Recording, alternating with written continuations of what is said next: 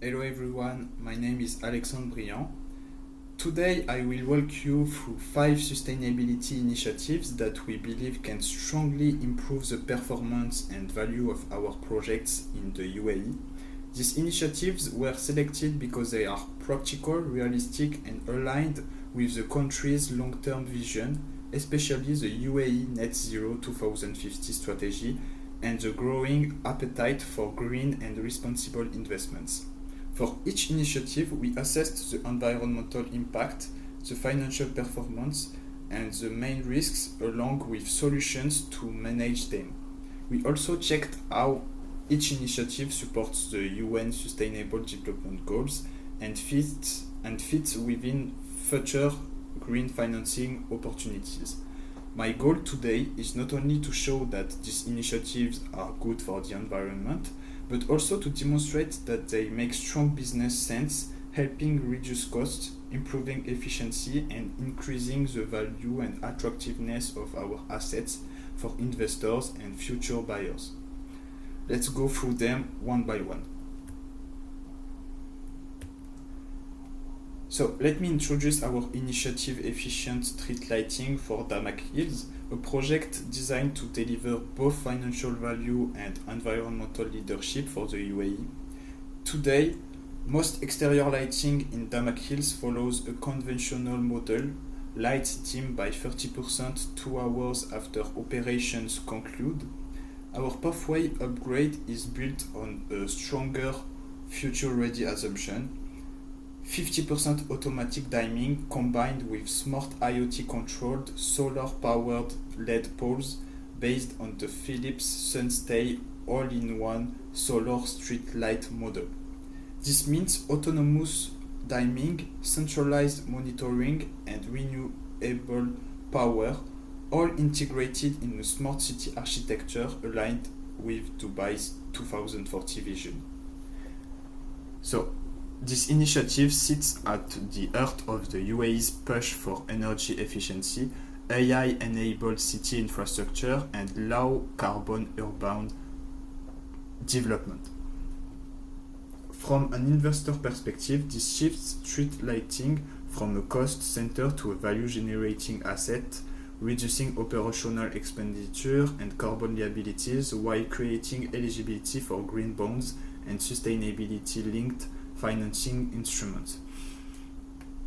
Here, as you can see, for the capex, we need 1.5 billion AED for the LED lights, and for the OPEX, the item, the category which is the most expensive, it is the electricity cost, around more than 2,000 AED per year. So the capex is the cost to build or buy assets needed for a project.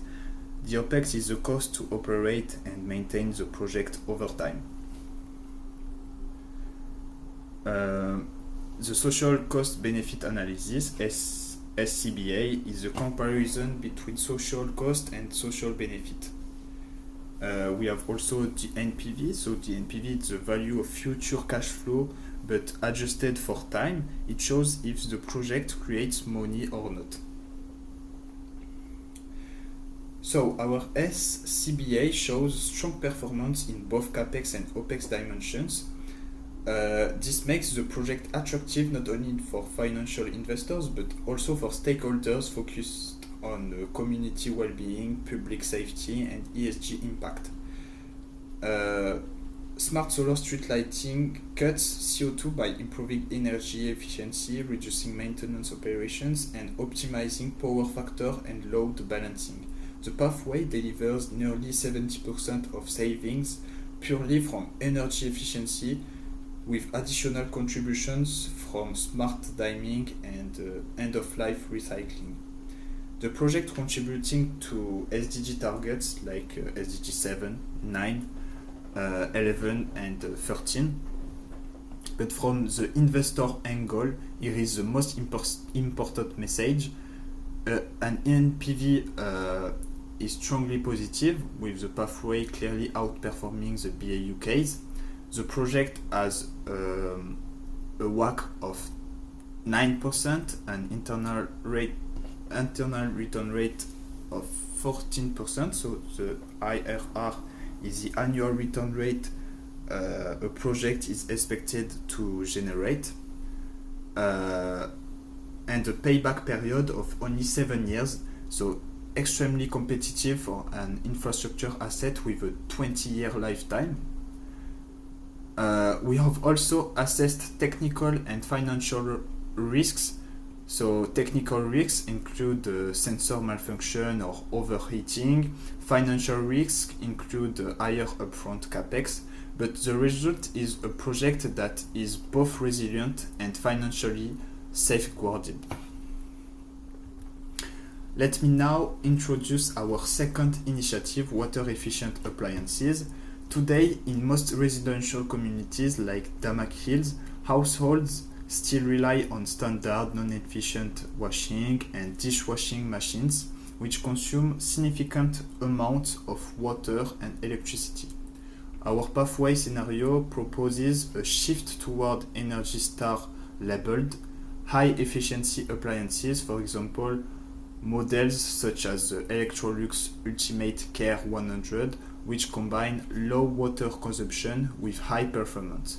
For this initiative, we adopt a conservative and realistic assumption: 40 to 45% reduction in water use and 20% lower electricity consumption per cycle, fully aligned with UAE residential consumption benchmarks. So this is a simple upgrade, but its impact is substantial across utility costs, emissions reduction, and asset performance. So under the BAU, CAPEX is limited to basic procurement and plumbing, but BAU appliances are resource intensive, regenerating recurring OPEX costs in water, electricity, and maintenance. The pathway scenario requires slightly higher CAPEX because we include high efficiency appliances, smart controls, IoT monitoring. However, once these appliances are deployed, annual OPEX drops dramatically. Households immediately benefit from lower water consumption, less electricity used for heating or appliance operation. So in short, slightly higher upfront investment, dramatically lower operational cost. Now let's go to the heart of investor value. Our social cost benefit analysis shows that total benefits significantly outweigh total cost. When we evaluate financial performance using a 12% discount rate, we observe a compelling difference. Like in the BAU, we have a negative NPV, whereas the pathway generates a positive NPV of almost 14 million AED. This is a strong signal for investors. This initiative is not just environmentally sound, but financially accretive. On top of that, CO2 savings are meaningful. Most emissions avoided come from efficient water heating systems, 41%, Energy Star washers, 35%. This initiative directly supports 3 sustainable development goals, SDG 6, 12, and 7. The MAC is the cost for the company to reduce 1 ton of CO2, and the SMAC is the cost or benefit for society when 1 ton of CO2 is reduced. So the MAC indicates that upgrading appliances achieves significant CO2 abatement at a moderate cost, while the SMAC demonstrates net social benefits, making this initiative attractive for green bonds. Concerning the risk management has been carefully assessed. So we have technical risks, we have supply risks and behavioral risks, but overall risks are low, well understood, and easily mitigated. Let me now walk you through our third initiative, demolition waste treatment. So a solution that addresses one of the most overlooked but impactful sources of emissions and waste in urban communities. Today, under the BAU, residential developments typically divert about 50% of their non-hazardous construction waste from landfill. In our proposed pathway, we target a 95% diversion rate enabled by IoT-equipped recycling facilities, automated sorting, and smart logistics systems. This assumption allows us to drastically improve material recovery and reduce landfill dependency while supporting Dubai's growing focus on circular construction. So we can see here that for the BAU the capex is 6 million, but for the pathway it is 12 million AED, reflecting investments in advanced sorting systems, recycling plant contributions, and digital monitoring tools. For the OPEX we have 4.2 million AED per year, but in the pathway 4.7 million AED per year. Now, concerning the social cost benefit analysis, we have a total capex benefits of 15.5 million AED and a total OPEX benefits of 55 million AED. So this results in a strong positive NPV of 8.5 million AED at a 12% discount rate.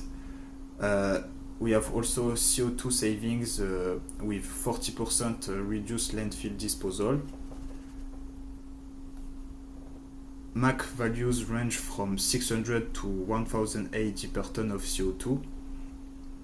So financially and environmentally, the initiative clearly outperforms the BAU scenario. So this initiative directly supports SDG 9, SDG 12, SDG 13, and moreover this initiative fully qualifies for green bonds. We have two key risk management. We have the operational risk and also regulatory risk. But these mitigations ensure operational stability and investment security.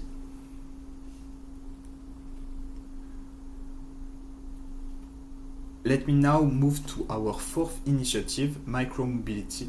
Today, Damac Hill still operates under a BAU scenario with very limited cycling paths and almost no last mile connectivity. Our pathway, however, introduces a fully integrated micromobility ecosystem, dedicated e-bike and e-scooter lanes, seamless linkage to public transport nodes, and most importantly, solar-powered charging hubs. Our core assumption for this project is a 20-year horizon with a 10% modal shift from private cars to soft mobility modes. This modal shift is measurable, realistic for UAE communities, and aligned with Dubai's long-term mobility transition targets. So, the capex of the micromobility initiative is largely driven by the development of high-quality cycling and e-scooter lanes. On the OPEX side, the main recurring expenses relate to maintaining the smart infrastructure, operating the lighting and energy system, and ensuring that the facilities and insurance administrative obligations run smoothly. So the key point here is that CAPEX and OPEX are highly predictable and stable, which is ideal for infrastructure investors. Let's now look at the economic backbone. So on the CAPEX side, total benefits reach around 28 million AED, while total costs are roughly 20 million AED. With OPEX, we see 26 million AED in benefits compared to 9 million AED in costs. The NPV is strongly positive, around 2 million AED at a 12% discount rate. In terms of CO2 emissions, over 60% of savings come directly from the modal shift, drivers replacing car trips with bikes or scooters. This initiative is a strategic lever for both sustainability and well-being, supporting three key SDGs: SDG 3, 11, and 13. So financially, the project stands on strong fundamentals, a WACC of 11%, an internal return rate of 15%, a payback period of 9 years, and a project lifetime of 20 years. So this combination, long lifetime, early payback, and double-digit internal return rates, makes micromobility an attractive candidate for green financing instruments, especially green bonds. Finally, on risk management, we have safety risks due to road sharing, adoption risk, particularly given heat and cultural habits.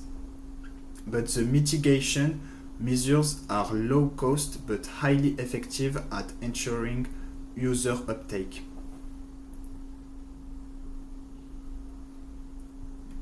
Now let's move on our last initiative, recycled steel.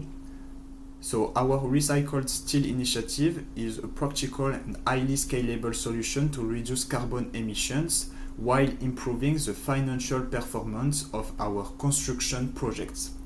We start from a simple assumption by switching from standard rebar with 15% recycled content to X-Corp steel from ArcelorMittal with 70% recycled content and reducing steel consumption by 30%. We can cut the embodied carbon of steel by more than half. This assumption underpins the impact and financial modeling of this initiative. When we compare the BAU scenario to our pathway, we have two clear trends who emerge. The pathway scenario significantly reduces material costs, mainly because we need less steel overall. In the OPEX, we have the using higher quality, well-traced steel reduces long-term maintenance needs. In short, total costs in the pathway scenario are considerably lower than BAU, both in CAPEX and OPEX.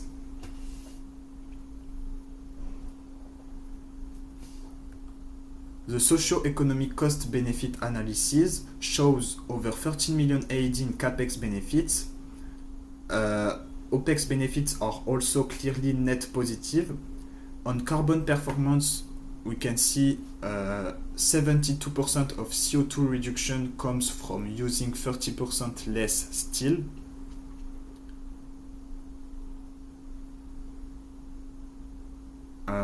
So overall, the project delivers around 15,000 tons of CO2 savings over the project lifetime.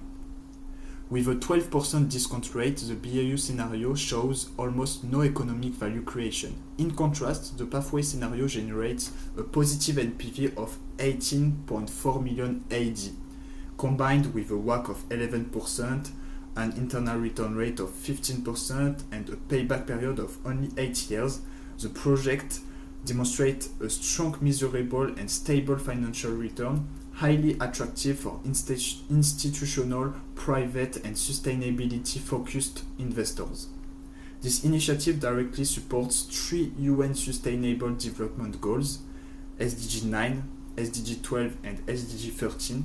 It also aligns perfectly with the UAE Net Zero 2050 roadmap and the country's circular economic principles. We identified 2 key risks, supply chain risks and quality risk. With these measures in place, both risks remain low and fully manageable.